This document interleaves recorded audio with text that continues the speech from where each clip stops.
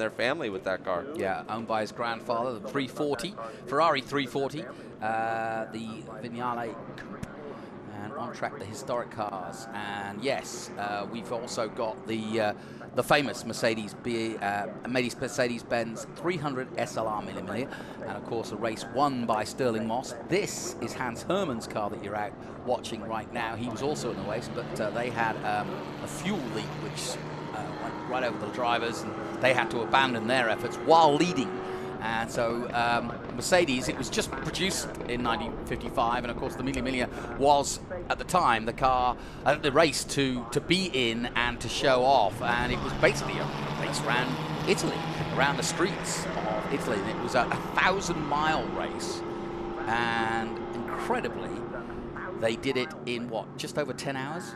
An average speed of 97 miles an hour. Yeah, just absolutely incredible. I mean, I know it's got such a poignant part of history that obviously there's, you know, the watch is made, the Mille Miglia watch from, I believe that's, who does that? Is that an Omega timepiece or something along those lines? But yeah, there's some really, always some history tied up to that event, and I know I always heard so much about it, and, you know, harp on safety, don't want to harp on it, but that's what kind of eliminated that event, and it didn't allow it to happen anymore.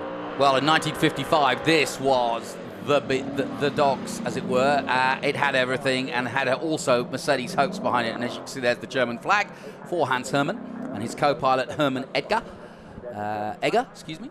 And they were faster than Moss, but unfortunately less lucky. The fuel filter cap came loose, spilling fuel all over the drivers, and the drivers had to abandon the pace at the race after holding a promising lead. Although Hermann didn't see the race to the finish, the outcome of the race was world famous, obviously, for what we just mentioned, which is Stirling Moss and Jenks, as he was known, the journalist. I don't know how he had the bravery to sit alongside Stirling Moss, but he did.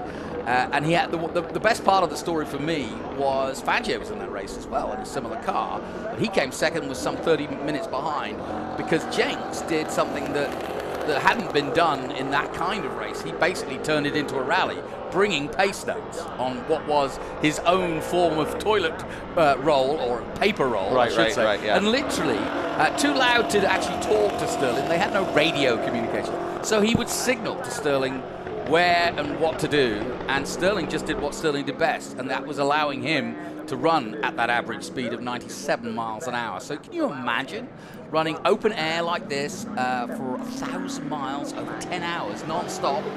The pictures are spectacular. I mean, it looks like something out of the movies, right? You know, it looks like they've painted goggles on their face. You know, it's nothing but black soot all over their face, and so you can only imagine the elements that they were going through. And you know, it's just incredible stories. I love the history of our sport and what it represents, and these events like this Velocity Invitational just remind us so well of the beautiful history of it and why it is the way it is.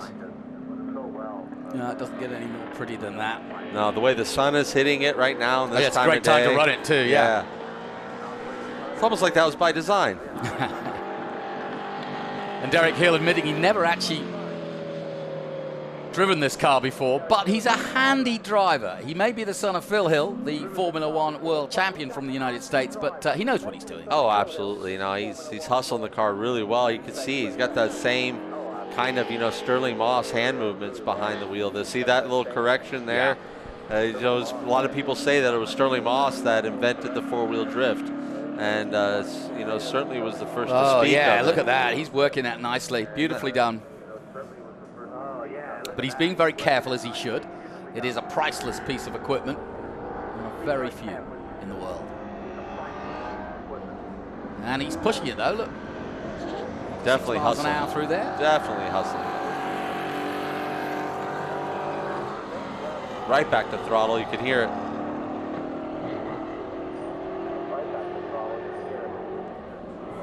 Ah, it's glorious just to sit here and watch it go through its paces.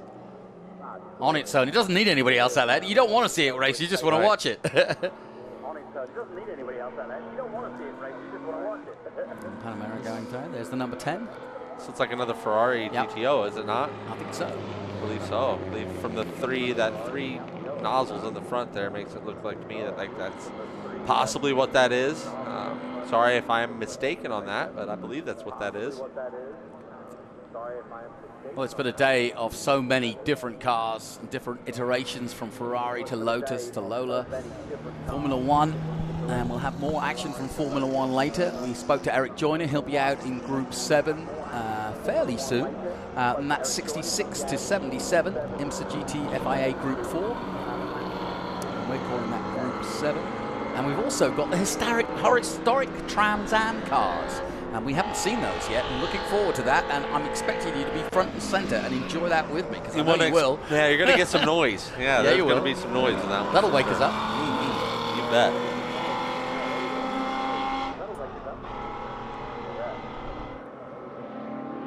Ah, beautiful. Absolutely glorious. And the sun is just right now.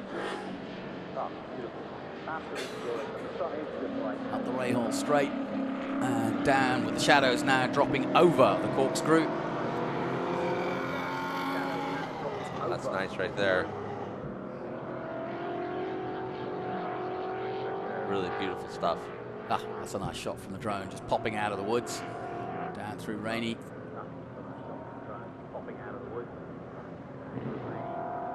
Into turn 10, gingerly doing it. It is an exhibition after all, and these cars are completely priceless. I haven't got a clue what they're worth, but it beggars belief, so let's not talk about it. I'll go ahead and put it this way: these are the only ones that didn't enter into a race. Yeah, exactly. Yeah. They're the only ones that have gone out there far away from each other, not even to get a rocket chip. As we get a little bit of a wheel drop there from it. You say that? Yeah, no kidding, right?